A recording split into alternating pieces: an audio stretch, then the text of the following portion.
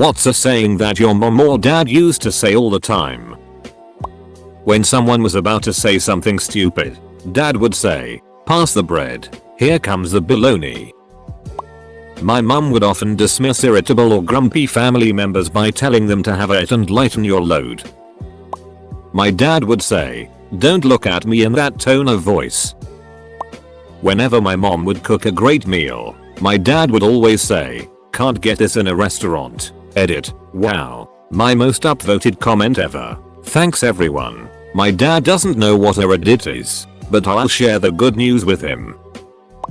Me. How far until we're there? Dad, it's just around the corner. It was never just around the corner. Goddamnit. Mom just bought these 20 minutes ago. How are they all gone? I grew up in a large family and my mom would shop at those bulk food stores. She'd always buy one of those big plastic containers of bakery cookies and my little brothers would eat all of them as they unloaded her car. My dad used to get so pissed. He loved those cookies. I am the youngest of 5 kids, so going anywhere was slow and tedious. My dad used to say, "And away we go, like a herd of turtles." Double quote. My mom always used plenty in a sarcastic way, so for quite some time, like until turning 7 or something, I thought plenty meant very little of anything. Like when I only left 1 spoonful of ice cream inside the container, she'd say, "Whoa, plenty left." This really confused me when my teacher told the class before a school trip, "Don't worry, there will be plenty of things to do like BTCH. Why are you smiling about that?" My dad used to drive me to school every day in high school, and when I got out of the car he would say, "Have a good day, learn something new, and don't waste the insert county taxpayers' money." I rolled my eyes every time he said it for a few years, but looking back it makes me smile. If it was a snake, it would have bit ya. My mom's favorite, and very Texan, phrase for when my dad and I couldn't find something, but it was where we were looking or in plain sight the whole time. "Stop crying or I'll give you something to cry about." Write it down on a piece of paper. I'm all choked up with a cold in the head. My father, who had a third of his skull ripped from his head in World War II, refused to accept that he was deaf and of course refused to learn sign language. Well, that's not ideal. My father, whenever something pretty bad happened. Me. What's for dinner? Father. Poison. Another was when he found something that was missed previously. What's this? That? A ham sandwich? My mom used to always say, "Don't let your mouth write a check that your ass can't cash." Usually it was said when my brother and I were threatening each other over dumb it, as siblings do. She also said it to remind us not to make promises we couldn't keep. You buy cheap, you get cheap. Just because you're poor doesn't mean you have to be dirty. My mom always said, if someone apologizes, don't just say, "Sigh, it's okay." That's saying that what they did was okay. If it was okay, they wouldn't be apologizing. She would always make me say, "I accept your apology," and I hated it. But now I fully understand it, and I use it to this day. My dad. Never back up any farther than you have to. This is outstanding advice. When you hear hoofbeats, don't look for zebras. This is in regards to troubleshooting. That is, check the simplest and most logical cause of the issue before you look for something weird and offbeat. Is it plugged in? Is it turned on? When I'd do something dumb, my dad would say, "I swear you're the milkman's kid." Now I have him in my phone as the milkman. See this finger? See is this thumb? See this fist? You better run. And you're cruising for a bruising. My parents never hit us, so this was always in jest. But my mom did chase my sister and I through the house with a yardstick once. Edit. Fixed an autocorrect. My dad. Heavens to Murgatroyd. I spent years wondering what this meant, and not until I was an adult did I find out that it's something Snagglepuss used to say. Also my dad. Lordy. Lordy. 1940. Cut my legs and call me shorty. I still don't know what this means. Anytime we were out and about somewhere and I told my mom I was thirsty, she would say, "Want me to spit in your mouth?" This was a whimsical and weirdly polite way of saying, "I cannot solve this problem for you right now, so shut up." I find it oddly comforting to use all of the above on my own kids. At various times, The tradition continues. It makes me wonder if my parents were doing the same, and these things actually date to my grandparents, or even earlier. I brought you into this world. I can take you out of it. If you're that bored, go outside. Take your clothes off, put them in a pile, and then guard them. More than don't take life too seriously. You'll never get out of it alive. I remember my grandmother used to say this a lot. I know where your house lives. If life were fair, mommy would have $1 million and kids that listen. She told us that she said it so much that at one point she said if life were fair in the store and all 5 of us chanted back mommy would have $1 million and kids that listen. On a car trip, whenever I didn't know where we were going and I would ask where are we going, my dad would always say crazy. That's racist. My father about things that mildly inconvenience him and have nothing to do with race. My mom, if I'd complain something hurt, a person alive always has something hurting. My dad is sarcastic as duck. He would always say if you ask stupid questions, you get stupid answers. Mother's things. Asked where have you been? Double quote. Her response there and back to see how far it is. Asked what's for dinner? Double quote. Her response sweet Fanny Adams. Asked where is ma'am? Double quote. Dad's response she's ran away with a black man. If you don't grab the wine I'll beat the it out of you. Siddos a bear it in the woods in response to a question where the obvious answer is size. We don't negotiate with terrorists. Grades. A equals amazing. B equals better. F equals duck out of my house. It was like an algorithm to find the name of the person she was mad at. 80% of my name. Firstborn, plus 70% of my brother's name. Secondborn, plus 60% of youngest brother plus cat's name. Stopping when she hit the name she meant. Examples. Bill Cletus clean your dang room. Bill take out the darn trash. Bill Cleat ma boogles cut back on the ducking catnip you keep pissing on the couch. You have to be smarter than what you are working with. Turn signals must have been an option that year. When someone made a stupid turn or cut my dad off. Tell your story walking. My dad got this from his instructor at the police academy who was a retired NYPD officer. It wasn't necessarily a one-liner, but it's a favorite story of mine and made sense. He was a cop and firefighter. Still is a firefighter at nearly 66 years old. The guy has seen Summit. In the mid-80s, right around the time I was born, he was working his shift as a cop and got a call for a domestic violence call at an address they visited frequently. He shows up with his backup a few minutes out. Woman runs out of the house, bloodied with her bruised up son. Boyfriend husband had beaten her and was right behind her coming out of the house. My dad grabs him and he takes a swing on my dad. He dodges it and grapples the guy to get him to the ground. Guy begins swinging more and my dad eventually body slams him and rams his knee into the guy's back, wrenches his arm back and begins to cuff him. On the way to jail, the guy tells my dad that he doesn't fight fair, besides telling him he at least fights someone who can give him a fair fight, and my favorite line, they don't pay me to fight fair, they pay me to win. My dad went on that in nearly every situation his job is to get the situation under control without resorting to putting one or several of his .38 caliber rounds into him. The guy says that it makes sense and he never saw it like that. He told me this when I was 14 or so. You do what you have to do to make sure you walk away from a bad situation.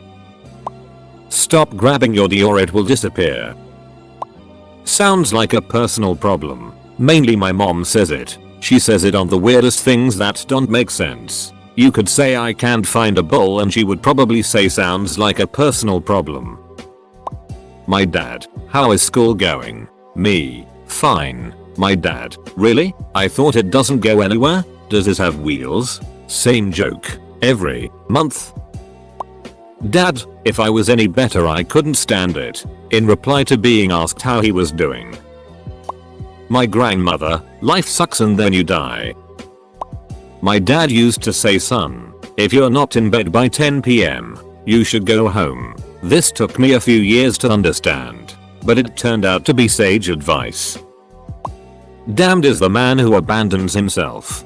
Dad used to say this to me when I was doubting my choices. Botren brood mark kinders growt. Basically saying that bread and butter will make kids grow. My dad would always say you're the master of pee pee and your brother is the master of poo poo. My mom and grandma also always used to say that if we don't have any meat they'll cut off my pee pee and use it as meat. Used to scare the it out of 4-year-old me. A foster dad said this it all the time and it enraged me. Do as I say, not as I do. As a ducking adult I never think this way. Lead by example, not by force. If you're gonna do something do it right or don't do it. Whenever I fell or got injured my mom would say, "Oh that looks bad. Should we cut it off?" in a very serious tone. And whenever my dad wants to know if we understand him, or the answer to a yes or no question he says, "Are we tracking? North south? East west?" North south is head nods for yes. East west is head nods for no. I use both of those now pretty regularly. A windy day is not a day for thatching. One cockroach recognizes another. Children should be seen and not heard. It or get off the pot. Want in one hand and crap in the other and see which one fills up first. She just says pot, kettle instead of saying the full saying with pot calling kettle black. If someone is working for a living they deserve your respect. Usually in the car as we pulled in the driveway and parked. More than home again. Home again. Jiggity jog. It fire and save the matches. And if she couldn't think of a person's name she would call them at hook. Damn. Damn. Double damn. I miss my mom.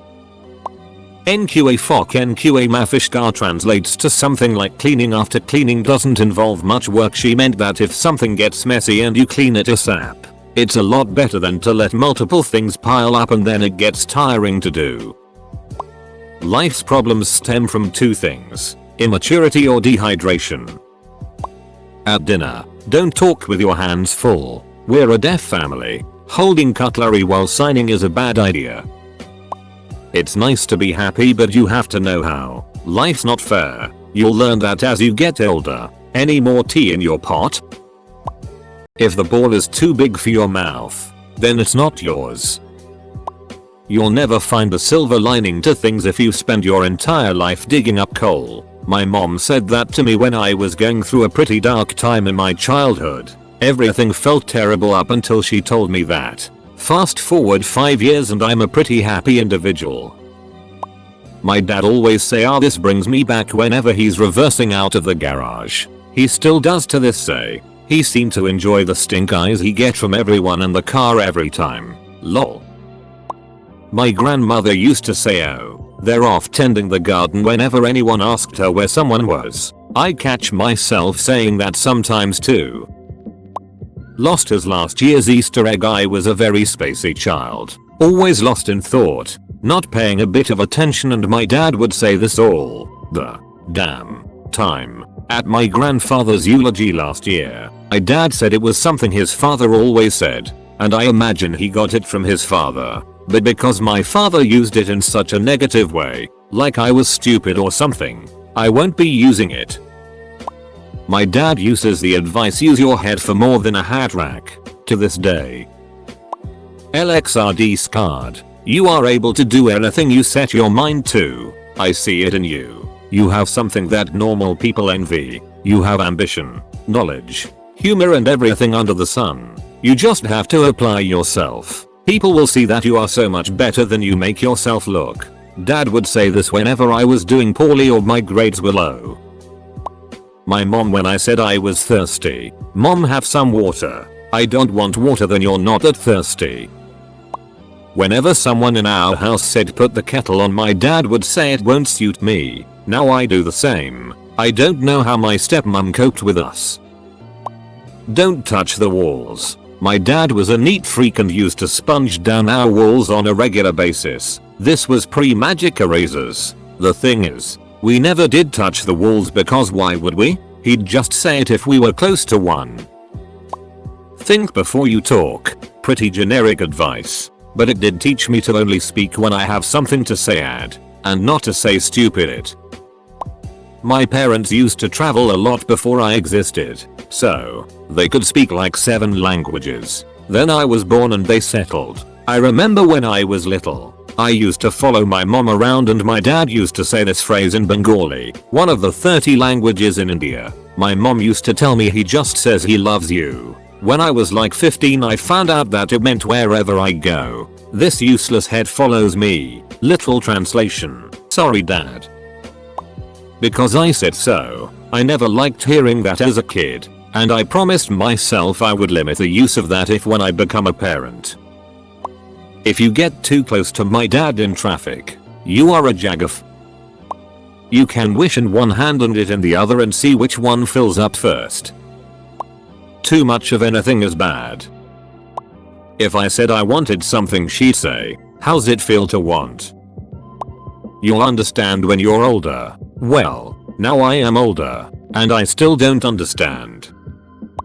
My mum always has the funniest and most random things. Here's a rough translation of one I've known you: fried fish. Since you were still a baby salmon. It's usually something she'd say when I'd try to lie or trick her as a joke and she'd see through me. She always says it as a joke and now that I'm older I use it to her too. I know it's weird lol. When my mom would want to exaggerate a number, she would always say 752. So like, rather than saying I have a billion things to do, she would say I have 752 things to do. As kids, we thought it was silly. Definitely funnier than just saying a million or a billion. Everything in moderation, even moderation itself. My grandfather, my grandparents raised me, used to say it is what it is. That's actually one of the last things he said, after the doctors told him he had hours left. I miss that man. Mom, every time we're in the car ready to go somewhere, we're off like a herd of turtles. While looking at an entire uncut birthday cake, welp, it looks like there's only one piece left. As a kid, South Park, Crank Yankers, and Dane Cook were popular, so my friends and I would imitate the dumb lines and dumb voices. My mom liked to say no one knows you're playing dumb. Good reminder that first impressions matter. People you encounter only know what they see. Translated from German. It's better than itting your pants. It's pretty much the same meaning as better than nothing.